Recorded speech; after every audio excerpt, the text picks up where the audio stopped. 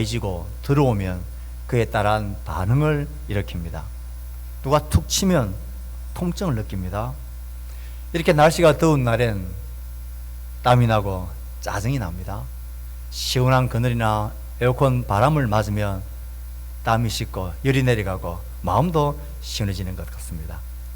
갈증이 나서 물을 마시면 그 갈증이 해소되어지는 반응들이 일어납니다. 이런 물리적인 반응뿐만 아니라 심리적인 반응도 똑같이 일어납니다. 칭찬과 격려를 들으면 내 속에 기쁨과 감사의 반응, 즐거움의 반응이 막 생깁니다. 반대로 실패와 꾸지람, 지적을 당하면 낙심과 좌절이란 반응이 내 속에서 막 생깁니다. 사랑을 받으면, 사랑이 내게 들어오면 행복한 반응이, 감사의 반응이 생겨납니다. 미움이 내게 들어오면 아주 괴로움과 쓰림의 반응이 내 속에서 막 생겨납니다. 어떤 모양으로든 충격이 내게 들어오면 내 안에 어떤 모양의 반응이 생기는 것입니다.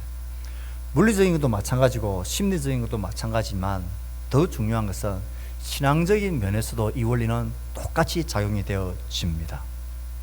믿음이 내 속에 들어오면, 진리 예수님이 내 속에 딱 들어오면, 믿음이 내 속에 시작되어지면 그 안에서 그에 대한 반응이 생겨난다라는 것입니다. 대문호인 레오 톨스토이는 나의 종교라는 그 글에서 자기의 고백을 이렇게 기록해 놓았습니다.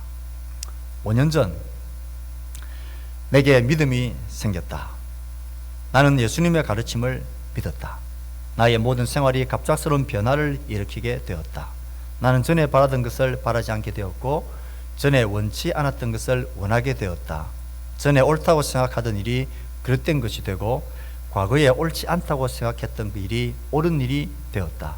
나의 생활과 욕망은 완전히 뒤바뀌었다. 선과 악은 서로 그 의미를 바꾸었다. 그에게 믿음이 들어오니까 그 속에 이런 반응이 생겨난 것입니다. 믿음이 생기고 예수님을 알게 되고 하나님의 진리의 말씀이 내 속에 들어오게 되어지면 그에 따른 반응이 일어나는 것입니다. 만약에 내게 아무런 반응이 일어나지 않는다면 뭔가 심각한 문제가 있는 것입니다. 바른 믿음이 들어오지 않아서 그러인지 아니면 믿음이 들어왔다고 생각했는데 사실은 믿음이 들어오지 않았다라는 것입니다. 왜냐하면 무언가가 내 속에 들어오게 되어지고 내 속에 무언가가 믿어지게 되면 그에 따른 반응이 반드시 있는 법이기 때문에 그렇습니다. 이 원칙을 우리는 요한복음 4장, 3장, 니고데모, 수가성 여인, 그리고 그 여인의 증언을 듣고 예수님에게로 몰려 나온 동네 사람들의 모습을 기록하고 있는 성경에서 분명히 볼 수가 있습니다. 이들은 예수님을 만나고 난 이후에 믿음이 그 속에 들어오고 난 이후에 각자의 반응을 보입니다. 믿음의 반응이 그들에게 어떻게 나타났는지, 그리고 믿음의 반응이 나에겐 어떻게 나타났는지 그것을 돌아보는 또 심사숙고하는 시간이 될 수 있기를 바랍니다. 분명한 사실은 믿음이 내 속에 들어오면, 예수님이 내 속에 들어오면 반응이 일어난다라는 것을 성경은 확실하게 말해주고 있습니다. 사마리아 여인이 예수님을 알고 그 믿는 믿음이 들어오고 난 이후에 그녀에겐 어떤 반응이 생겨났습니까? 오늘 42절 말씀을 같이 한번 읽어보겠습니다. 시작. 여자의 말이 내가 행한 모든 것을 그가 내게 말하였다 증언함으로 그 동네 중에 많은 사마리아인이 예수를 믿는지라. 오늘 본문 39절엔 지금까지 쭉 살펴왔던 여인의 모습을 이렇게 이야기하고 있습니다. 우리는 알고 있습니다. 이 여인이 예수님을 알고 난 이후에 그 예수님에 대한 믿음이 시작되고 난 이후에 그녀는 반응합니다. 가장 먼저 반응은 그가 물들어 들고 왔던 물동이를 버려두는 반응이었습니다. 더 이상 이 육신의 목마름, 이게 중요하고 긴급한 문제가 아니라는 것을 알게 되는 반응이 이 물동이를 버려두는 것으로 드러난 것입니다.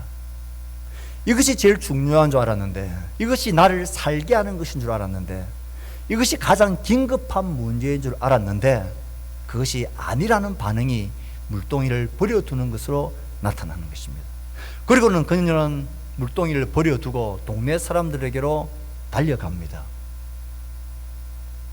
믿음이 그 속에 들어오니까, 예수님을 알게 되는 믿음이 그 속에 들어오니까 물동이를 버려둘 뿐만 아니라 그는 자신이 소외되어졌고 함께 어울릴 수 없었던 사람들에게로 그녀는 들어가는 반응을 보입니다. 왜 들어갔습니까? 가서 그는 무엇이라고 증언합니까? 내가 행한 모든 것을 그가 내게 말하였다. 그러니 와서 보라. 그는 메시아가 아니냐. 이런 반응을 보입니다. 믿음이 들어오고 예수님이 자기에게 들어오고 예수님을 알게 되니까 물동이를 버려두고 달려 들어가서 내가 아는 사람, 나를 아는 사람들에게 가서 이 예수를 말해주는 반응을 합니다.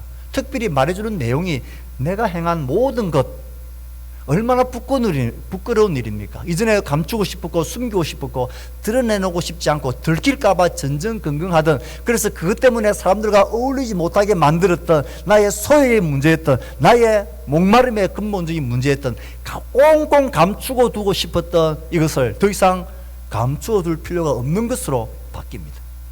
더 이상 부끄러운 것이 아니라 이것이 오히려 하나님을 만나게 되어진, 예수님을 만나게 되어진 도구가 되고 계기가 되어졌다라고 증언의 도구로 사용하는 것으로 변화가 일어납니다.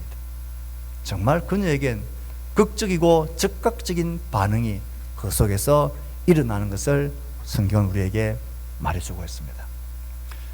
이 여인의 증언을 듣는 사마리아성 사람들은 어떤 반응을 일으킵니까?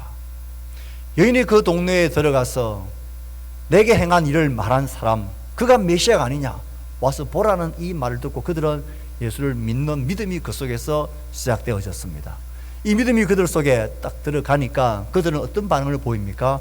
와서 보라는 그 말에 반응을 합니다. 진짜 가서 한번 보자.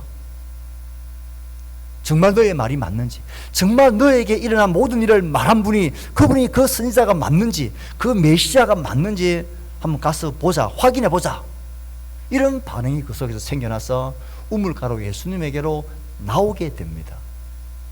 나온 것으로 그들은 끝내지 아니합니다. 더 알고 싶습니다. 그래서 예수님께 요청을 하죠. 이 우물가에서 잠깐의 말로는 안 되겠습니다. 만족이 안 됩니다. 더 알고 싶습니다. 진짜로 확실하게 알고 싶습니다. 이 여인에게 말한 이 모든 가르침을 우리에게 오셔서 우리와 함께 거하시면서 유하시면서 가르쳐 주십시오. 이런 간절한 사모함을 가지고 자세한 가르침을 듣고 싶어하는 열망으로 반응을 합니다. 예수님을 처음 믿기 시작한 분들을 만나게 되어지면 제가 꼭 전해드리는 말씀이 있습니다.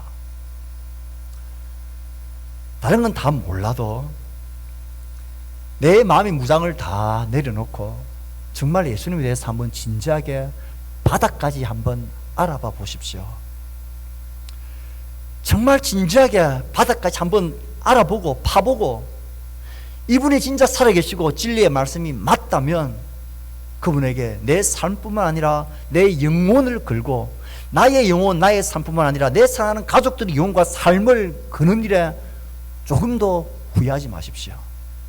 올인하십시오. 하지만 알아보고 이게 아니다 싶으면, 이게 가짜고 다 미신이다 싶으면 여기서 빠져나가십시오. 자기만 빠져나갈 게 아니라 내 소중한 가족들, 그들 영혼도 다 빼내 가십시오. 단지 중간에 그만두지는 마십시오. 한번 진짜 이 말씀이 진짜인지, 정말 예수님이 정말인지, 정말 믿을 만한 분인지, 정말 영생이 있고 천국이 있는 것인지 하나님의 말씀을 진지하게 읽어보십시오. 복음서를 한 권 정해서, 요한복음 같은 것을 정해서 읽으십시오. 한두 분이 아니라 10번, 20번을 반복해서 읽으십시오. 그러면 이 말씀이 당신에게 하나님을 말해줄 겁니다. 중간에 그만두지는 마십시오. 어정쩡하게 끝까지 알아보지도 아니한 채 들은 것만으로 그냥 한번 가볼까, 한번 다녀봐 줄까 하는 것으로 끝내지 마십시오. 끝까지 파보고 답을 가지십시오. 올인하든지 여기서 다 구출해 내든지 둘 중에 하나를 하십시오. 어릴 때부터 교회를 다닌 믿는 집 아이들, 특별히 모태 신앙인들은 이런 위험이 있습니다. 들어온 것이 그것이고 익숙한 문화였기 때문에 한번 진지하게 예수님과 그 복음과 생명에 대해서 진지한 고민과 결단을 하지 못하고 그냥 둥글둥글게 넘어가는 경향이 많습니다. 이번 수련회와 같은 이 수련회에 참석하게 되어지면서 아이들이 한번 예수님이 진짜 살아계신지, 정말 그 말씀이 진짜인지 한번 부딪혀 보게 되는 일이 있어야 합니다. 그래서 수련회에 보내는 것이고 그 일이 그들 심령 가운데 일어나도록 우리는 기도하는 것입니다. 이 사마리아성 사람들은 들은 것으로 그런가 하고 끝내지 않았습니다. 예수님께 나아갔고 직접 그 예수님의 구체적인 가르침을, 자세한 가르침을 간절히 열망하는 모습으로 반응을 했습니다. 믿음이 들어오면 이렇게 반응하게 되어집니다. 앞선 우리가 살펴봤던 3장에 있는 니고데모는 예수님에 대해서 어떻게 반응을 했습니까? 그 속에 예수님과의 만남 이후에 그는 어떤 반응을 보입니까? 예수님을 찾아온 그 밤 이후에 니고데모의 행적은 성경에 사라집니다.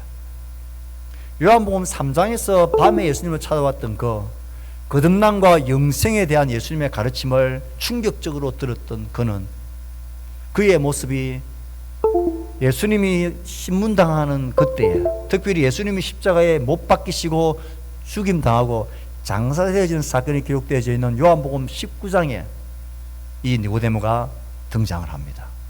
요한복음 19장 39절입니다. 일찍이, 시작.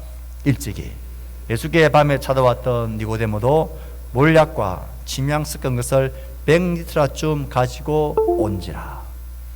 그도 반응이 늦었지만 나타납니다. 100리터라는 엄청난 양입니다. 그 당시에 왕을 장사할 때 사용되어지는 양만큼의 양을 그가 가지고 온 것입니다.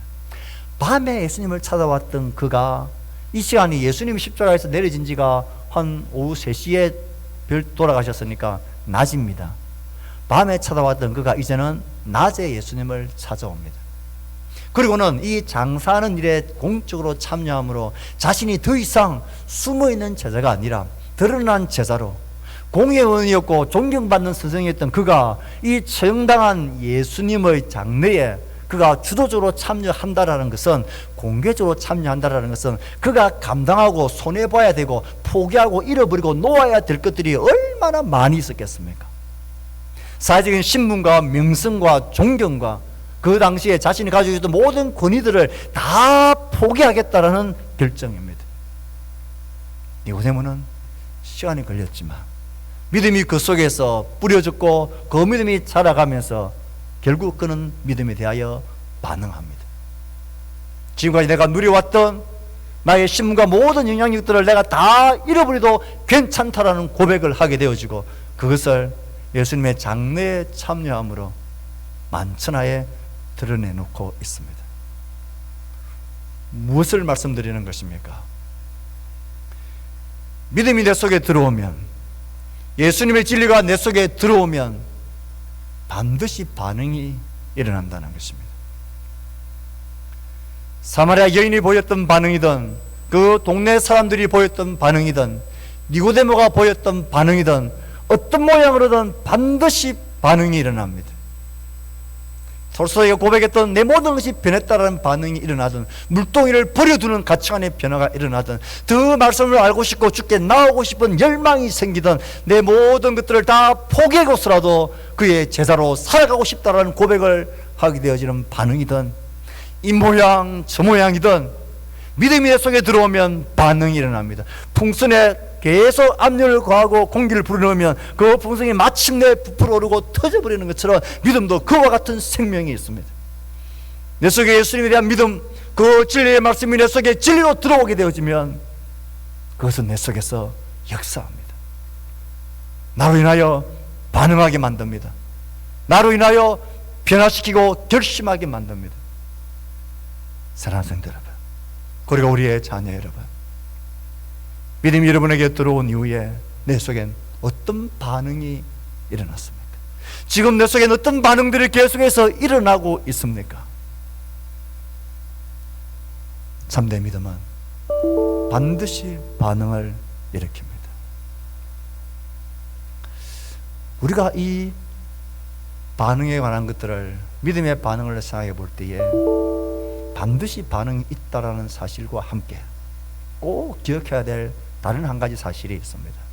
그것은 모든 사람들에게 믿음이 들어오면 반드시 반응이 있는데 그 믿음의 반응은 각자가 다양하고 다르다라는 사실입니다. 사마리아 여인이 믿음에 반응하는 그 반응의 특징은 아주 즉각적이었습니다. 그리고 기적적이었습니다. 사마리아 여인이 예수님에 대한 믿음이 들어오게 되어진 그 모습을 보십시오. 주님과 대화를 나누다가 결정적인 계기가 되어진 것은 남편을 데리고 오라. 남편이 없는데요? 맞다. 5 있었는데 내 남편은 아니었고 지금 있는 남편도 정상적인 남편이 아니지.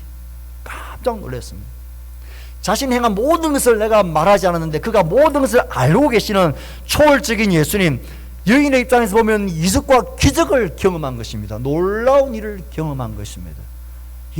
여인의 믿음의 반응은, 그 문을 여는 것은 그가 경험한 놀라운 일들 때문이었습니다. 그리고 그는 그 경험을 하고 예수를 알고 난 이후에 그는 즉각적으로 그는 물동이를 버려두고 뛰어들어가 증언하는 사람이 됩니다. 이런 믿음의 반응을 보이는 분들이 있습니다. 이적적인 경험을 통해서 하나님이 정말 살아계시네, 예수의 말씀이 진리네, 인생이 이 땅에서 살다가 끝나는 게 다가 아니네, 그러면 인생이 너무 허무하네, 고쳐날 수 없는 병들 속에서 기도할 때 하나님이 이적적으로 그를 고쳐주셨다든지, 우리의 삶의 곤고한 문제 가운데 기적적인 하나님의 역사를 경험하다 난 이후에 믿음의 문이 열리고 그분에게로 나오는 자들이 있습니다. 내 삶이 갑작스럽게 즉각적으로 변화되어지는 삶들, 이런 믿음의 반응을 보이는 사람들이 있습니다. 이적적인 경험을 통해서 즉각적으로 믿음이 반응하는 모습입니다. 그 여인의 증언을 듣고 예수님께로 나온 이 사마리아 성 사람들의 믿음의 반응은 어떤 모양입니까? 사실 가만히 생각해 보면 이 동네 사람들의 믿음의 시작도 여인이 전하는 증언의 말, 간접적인 그 증언의 말 때문입니다. 우리가 저 여인을 아는데 그가 말하지 않았는데도 그가 행한 모든 것을 알고 계셨다고?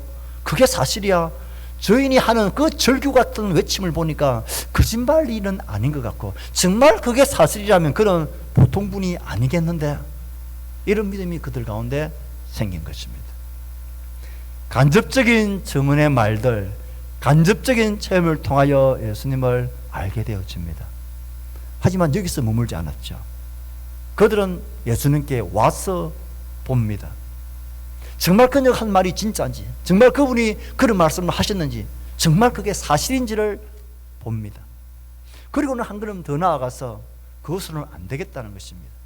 예수님, 우리에게 오셔서 우리와 유하시면서 그 말씀에 대해서 당신이 이 여인에게 가르치고 전파하신, 당신이 말씀하신 하나님의 나라, 거듭남, 영생, 영과 진리의 예배, 새로운 시대, 새로운 예배자에 관한 그 말씀을 우리에게 구체적으로 자세하게 설명하시고 가르쳐 주십시오. 그들의 믿음의 반응은 이 자세한 하나님의 말씀의 가르침, 적극적이고 열린 마음으로 하나님의 말씀 앞에 서는 이 모습으로 반응하게 되어집니다. 그래서 그들은 42절에 여인을 향하여 이렇게 고백하죠. 여자에게 말하되, 같이 한번 읽어볼까요? 시작. 내 말로 인함이 아니니 이는 우리가 친히 듣고 그가 참으로 세상의 구주신 줄 알미라 하였더라. 세상의 구주신 줄 알게 되어지는 것, 우리가 너의 말을 듣고 그는 선지자일까? 정말 그게 사실이라면 우리가 기다리는 그 메시아, 그 메시아일 수 있겠는데, 그런데 우리가 그의 말씀을 친히 듣고 그 가르침을 듣고 심사숙고하고 알아보니까 그는 메시아 정도, 우리가 기다리는 그 메시아 정도가 아니라 그는 세상의 구주신 것을 우리가 믿게 되고 알게 되었다는 것입니다. 이 온 세상의 구주라는 말은 그 당시에 로마 황제에게나 사용되어지는 단어입니다. 이제 그런데 로마 황제가 진짜 구주가 아니라 이분이 바로 세상의 구세주인 것을 우리가 알게 되었다. 이 사람들의 믿음의 반응은, 그의 믿음의 시작은 간접적인 경험과 들음이었지만 예수님께 직접 나와 그분의 말씀 앞에 자세하게 가르침과 그 교훈들을 들음으로 그들의 믿음이 온전한 곳에 이르게 되어진 것입니다. 이런 믿음의 반응과 태도, 우리의 삶에도 여럿이 그럴 수 있습니다. 하나님께서 우리에게 이적적인 경험을 통하여 우리를 주님에게로 부를 때에 그것으로 멈춰버리는 사람은 온전한 믿음으로 못 나갑니다. 나의 마음을 주님께로 열게 하고 이끌어준 경험이라면 이제는 직접 주님께로 가셔야 합니다. 직접 그의 말씀을 읽고 듣고 배우는 일에, 가르침 받는 일에 내 마음을 쏟으셔야 합니다. 그래야 세상의 구주이심을, 우리가 기다리는 그 메시아인 줄로 정도로만 알았던 그 믿음이 온전한 세상의 구주 되신 예수 그리스도로 고백하게 되어집니다.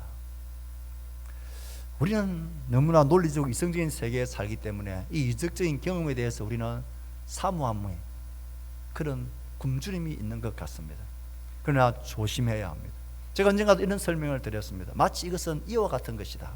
이적주의에 빠지는 것은 큰 위험한 일이다 말씀드렸습니다. 어떻게 설명을 드렸습니까? 중요한 시험을 앞두고 공부하는 학생이 있다 합시다. 공부해야 되는데 책상에 앉아서 너무 피곤해서 졸고 있습니다. 그러면 어떻게 해야 합니까? 예를 들면 자녀가 중요한 시험을 앞두고 있는데 공부한다고 간식을 들고 가봤는데 졸고 있다. 그러면 어떻게 해야 합니까? 지금 지혜로운 부모님들은 얼마나 피곤하면 졸겠나, 잠시 폭 자고 나면 훨씬 개운해질 거니까 좀 기다려주자 하고 살짝 문을 닫고 나갑니다. 그러나 제가 어릴 때 부모님들은 안 그러셨습니다. 여러분 어떠셨습니까? 지금이 잘 때 가면서 등을 확 때립니다. 깜짝 놀라서 일어나죠. 그리고 공부해라 그러죠. 하나님 우리에게 이적적인 경험을 보여주는 것은 이와 같은 것입니다. 정말 하나님이 계신가? 정말 살아계시고 내 기도에 응답하시는가? 그때 하나님이 졸고 있는 우리를 다 깨우듯이, 봐라, 나 여기 있지, 내가 살아있지, 내가 하나님이지, 그걸 보여주시고 졸고 있는 우리의 신앙을 팍 깨워주시는 거예요. 그러면 깨어났으면 뭘 해야 됩니까? 공부를 해야죠. 학생이 졸다가 팍 일어났으면 뭘 해야 합니까? 엄마가 준 간식 마시고 비타민 먹고 집중해서 시험 공부를 해야죠. 하나님의 살아계심이 내 속에 경험되어졌습니다. 간접적이든 집중적이든 그 말씀을 들었습니다. 야, 정말 하나님 살아계시네. 그러면 못 해야 합니까? 이제 살아계신 하나님을 공부해야죠. 그 하나님 말씀을 알아가고 그 하나님 말씀을 믿고 따라가고 살아가는 일에 힘을 다하고, 야, 정말 하나님 살아계시네, 정말 하나님 살아계시네. 그런데 한번 탁 깨워주니까, 야, 짜릿한데, 더 짜릿하고 더 큰 경험과 감각을 위해서 이제는 팍 엎어져 자야지. 그러면 하나님이 이제 몽둥이로 나를 확 때려주시겠지. 이적주의는 이와 같은 것입니다. 왜 하나님의 살아계심을 우리에게 경험하게 해주는지, 그리고는 정신을 차리고 말씀과 하나님을 향하여 믿음으로 나아가야 될 것을 내팽개쳐버린 채 더 큰 이적과 더 큰 경험과 더 큰 자극만을 추구하다 보면 우리는 엉뚱한 길로 빠지게 되어져 있습니다. 이 동네 사람들이 어떻게 믿음으로 반응했습니까? 주님, 우리에게 오십시오. 우리에게 오셔서 가르쳐 주십시오. 그 진리의 말씀을, 생명의 말씀을, 영생을 우리에게 가르쳐 주십시오. 주님은 가르쳐 주셨습니다. 그리고 그들은 세상의 구주이신 것을 믿게 되는 것입니다. 니고데모는 어떻습니까? 예수님을 만나고 돌아간 그 밤 이후 니고데모의 흔적은 보이지 않는다 그랬습니다. 그리고 19장에 가서야 예수님이 십자가에 못 박히시고 죽으시고 그 십자가에서 내려오심 장사되어지는 그때에 니고데모는 반응하고 자신을 고백하게 되어집니다. 그러면 그때까지 긴 시간 동안 니고데모의 심령 속엔 어떤 일이 일어나고 있는 것입니까? 그의 믿음의 밤, 그 밤은 아무 의미가 없는 것입니까? 사마리아 여인처럼 즉각적인 그리고 직접적인 그런 반응이 아니었습니다. 그에게는 점진적인, 그리고는 수많은 시간들을 갈등과 회의와 고통과 헌신과 생각들과 불멸의 수많은 밤들을 보내는 것입니다. 주님을 만나고 온 그때에 주께서 들은 그 생명의 말씀, 영생과 거듭남에 대한 말씀, 영과 진리의 말씀, 사람이 거듭나지 아니하고는 절대로 하나님의 나라를 볼 수 없다고 하신 그 말씀, 그 말씀이 그 속에 전쟁을 일으키는 것입니다. 율법 교사했던 그 아브라함의 자손으로 태어나기만 하면, 율법에 충실하기만 하면 하나님 나라는 따놓은 당사를 생각했는데 그게 아니라고 하시는 이 말씀 앞에, 충격적인 가르침 앞에 그는 고민하기 시작합니다. 갈등하기 시작합니다. 정말 내가 믿고 있었던 건, 내가 태어날 때부터 가지고 있었던 이 믿음이 틀린 것이란 말인가? 내가 아는 것이 진짜 다가 아니라는 말씀인가? 나에게 율법을 빼버리면 도대체 뭐가 남는단 말인가? 내가 율법의 교사였고 공의원인 내가 만약 저 예수를 따르고 믿는다고 고백하면 도대체 내가 지금까지 지켜왔던 율법에 대한 나의 모든 성들은 어떻게 되는 말인가? 이 심각한 고민과 갈등과 회의와 이 아픔의 나날들을 수도 없이 보내게 되어집니다. 그는 점진적이었습니다. 이직적인 경험도 그는 하지 못했습니다. 계속해서 그는 예수님이 어떤 분으로 사셨는지, 어떤 일을 행하셨는지, 그는 공의원이었기 때문에 최신 정보를 늘 가까이서 접할 수 있었던 자리였습니다. 그가 누구를 만났는지, 어떤 말씀을 하셨는지, 그가 어떻게 체포되어졌고, 어떻게 지금 빌라도의 법정에서 신문을 당하고 계시는지, 그가 어떻게 무리들의 성난 소리에 밀려서 십자가에 넘겨졌는지, 그가 어떻게 채찍에 맞고 십자가를 지고 올라가셨는지, 못 박히실 때 그때가 어떤 말씀을 하셨는지,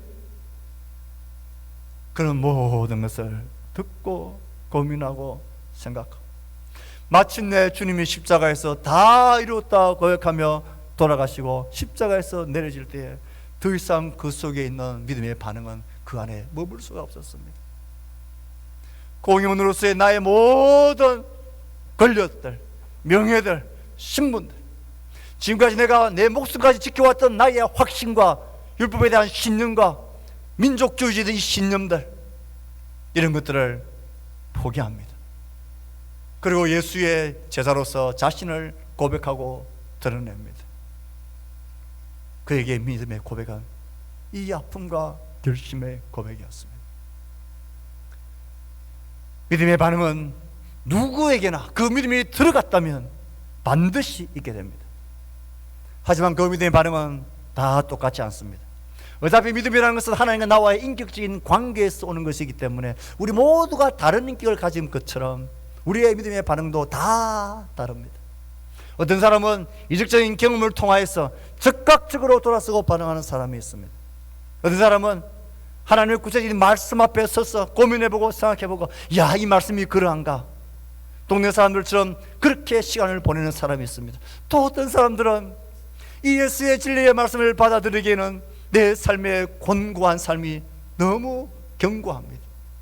지금까지 내가 무엇을 믿고 어떻게 살아왔는지, 이게 전부가 부인되어지는 이 믿음의 길이 선뜻 어려운 것입니다. 하지만 그 속에서 수많은 밤들과 고민과 회의와 갈등과 그 아픔의 시간들, 토론과 고민의 시간들을, 부침의 시간들을 보내면서 결국은 예수 그리스도가 구주의 것을 고백하게 되는 믿음의 자리로 나아갑니다. 우리 모두 이 믿음의 반응들이 다 달랐을 것입니다. 그래서 내가 경험하고 내가 보였던 반응, 내게 일어났던 반응, 이것만이 진짜라고 생각하면 편협한 사람이 되는 것입니다. 나에게서 경험되어진 내가 만난 하나님, 나의 믿음의 색깔이 모두에게 똑같이 있을 것이라 생각해서는 안 되는 것입니다. 나에게 약한 부분들을 채워가야 하지만 모두가 나와 같은 것으로, 나보다 열등한 것으로 생각하는 것도 교만하고 거만한 생각입니다. 왜냐하면 예수님은 이 모든 사람들, 모든 종류의 다양한 모습들을 다 품어주셨기 때문입니다. 니고데모를 주님은 사랑하셨습니다. 불쌍히 여기셨습니다. 기다려주셨습니다. 아무도 상대하지 않는 사마리아인 주님은 그녀를 찾아갔습니다. 말을 거시고 질문을 유도하시고 그녀의 믿음을 일으키셨습니다. 유대인들이 사마리아 동네에 들어가서 그들과 함께 먹고 산다, 이건 돌맞을 일이지만 주님은 거기에 인연치 않으셨습니다. 그 동네에 들어가셔서 그들과 함께 유하시면서 그들을 가르치셨습니다. 주님은 우리에게 그렇게 우리를 우리의 모습 그대로 받아주시고 환영해 주시고 인도해 주셔서 우리가 지금 믿음의 자리에 서 있는 것 아닙니까? 그렇다면 우리도 똑같은 마음으로 내 주변의 사람들, 나의 오이코스를 향하여서 이 다양한 믿음의 반응에 대하여 알고 그들의 모습대로 이끌어주고 인도해주고 기다려 주어야 합니다. 그게 참된 믿음을 가진, 참된 믿음의 반응을 경험한 우리들의 모습이고 성숙한 믿음의 사람들입니다. 그렇게 믿음의 반응으로 그들을 이끌어주고 살다 보면 이런저런 섭섭한 일들, 나의 수고를 알아주지 못하고 나의 노고에 대해서 정당한 가치를 인정받지 못할 때가 옵니다. 그때 우리 어떤 마음이어야 합니까? 동네 사람들이 저 42절을 보면 이제 우리가 믿는 것은 네 말로 인함이 아니다, 이 말을 들은 여인의 마음이 어땠을까요? 이것들 봐라, 내가 너희들한테 말해주지 않았다면 너희가 어떻게 믿음을 가지게 돼? 이 배은망덕한 놈들, 섭섭했을까요? 아닙니다. 우린 36절에 거두는 자가 이미 삭도받고 영생에 이르는 열매를 모으나니 이는 뿌리는 자와 거두는 자가 함께 즐거워하게 하려 함이라. 그들의 말을 들었을 때에 맞다, 나도 그랬다. 하지만 너희들이 예수 그리스도를 알게 되어지고 내가 맛본 그 생수되신 주님을 너희들이 알게 되어진 것, 그것만으로 나는 기뻐하고 행복하고 너무 좋다. 이 기쁨을 고백하고 아는 자가 진짜 하나님의 백성들입니다.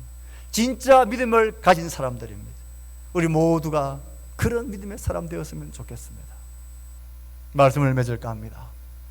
믿음이 내 속에 들어오면 그 믿음은 반드시 나를 반응하게 만듭니다. 혹시 내 속에 믿음이 들어왔다 생각했는데 아무런 반응이 내 속에 일어나지 않았습니까? 그런 믿음 자체에 대해서 다시 하나님 앞에 진지하게 서셔야 합니다. 그 믿음의 반응은 모두에게 반드시 있지만 모두가 그 모양은 다 다릅니다. 그럼 우리는 편견함 없이, 편견 없이 그들의 믿음을 격려해주고 인정해주고 이끌어줘야 합니다.